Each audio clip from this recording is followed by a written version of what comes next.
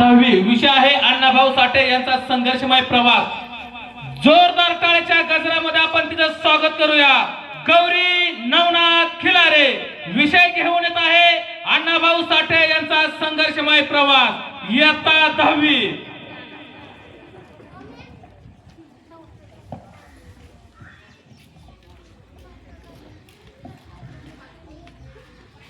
चल एकजुटीचा नेता झाला कामगार तयार, एकजुटीचा नेता झाला कामगार तयार, बदलायाला दुनिया सारी दुमदुमली ललकार, बदलायाला दुनिया सारी दुमदुमली ललकार।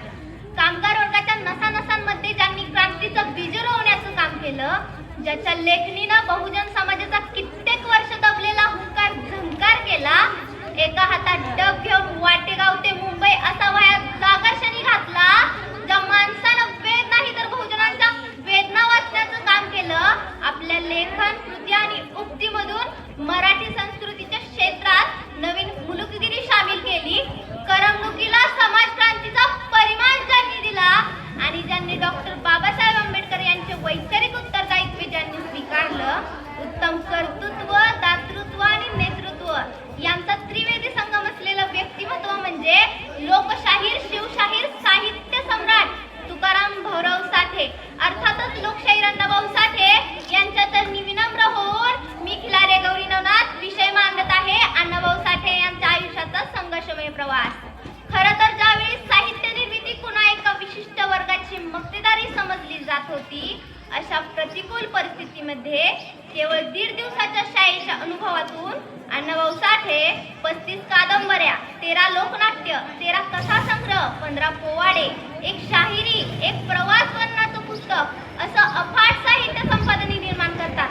त्याचबरोबर ग्रामीण आणि नागरी जगताचा आणि जीवनाचा अर्थरंग आणि बहिरंग टिपण्याचं सुद्धा काम करतात। मित्रांनो, अण्णाभाऊ साठे हे ग्रामीण आणि नागरी जगताचा आणि जीवनाचा अर्थरंग आणि बहिरंग टिपण्याचं सुद्धा काम करतात। अण्णाभाऊ साठे यांनी मराठी लघुकथेच्या पांढऱ्या पेशींचा मार्ग सुद्धा बदलला। पोवाडा, लावणी, कथा, कादंबऱ्या, नाटके, लघुनाटके इतकंच काय तर याही पुढे जाऊन सांगायचं झालं प्रवास वर्णन, शाहिरी पुस्तक असं असंख्य साहित्य प्रकार त्यांनी तितक्याच सशिष्टपणे हाताळला। तमाशा या लोककलेला खऱ्या अर्थाने लोकनाट्यात रूपांतरित करून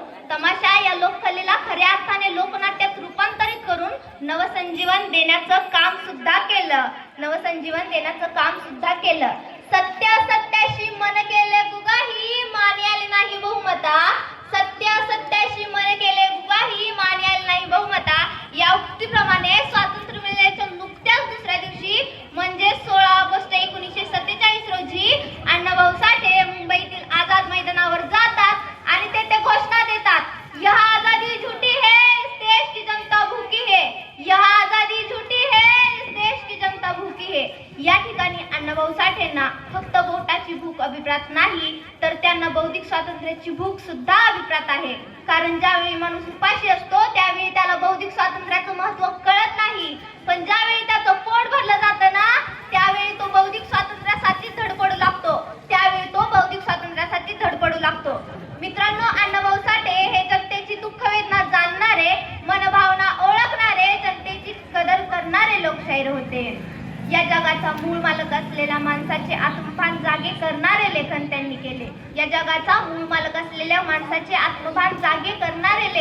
केले। एकता देशभक्तीची दिली सतू शिकवण, अखंड महाराष्ट्राच्या शाहिरा गायलेस तू कवन। विज्ञानवादी वास्तववादी लेखन करणारे मानवतावादी साहित्यिक अण्णाभाऊ साठे यांनी कसली विषमता नसलेला समाज निर्माण व्हावा अशी भूमिका साहित्यातून मांडली।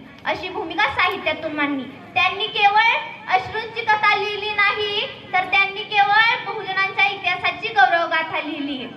ते मानवमुक्ती लढ्याचे नायक होते। जात, धर्म, भाषा, प्रांत, वर्ण, लिंग ही सर्व विषमता दूर करणारी आणि सर्व प्रकारची अमंगळता पसरवणारी धोरणे आहेत हे सांगणारे अण्णाभाऊ साठे सर्व स्तरावरील दरी मिटवून सर्व स्तरावरील माणसांना समन्वयात घडवून आणणारे साहित्यिक होते। म्हणूनच स्त्रियांना आपल्या साहित्यात नायिका करणारे अण्णाभाऊ साठे हा संदेशी मशाल हाती घेऊन मुंबईवारी रशियाला गेले. वाटेगावचा वाटाड्या वाटा दावून गेला, तहानलेल्या शिवाला समतेच्या वाटा दावून गेला. एवढे बोलून मी इथेच थांबते. जय अण्णा जय होईल.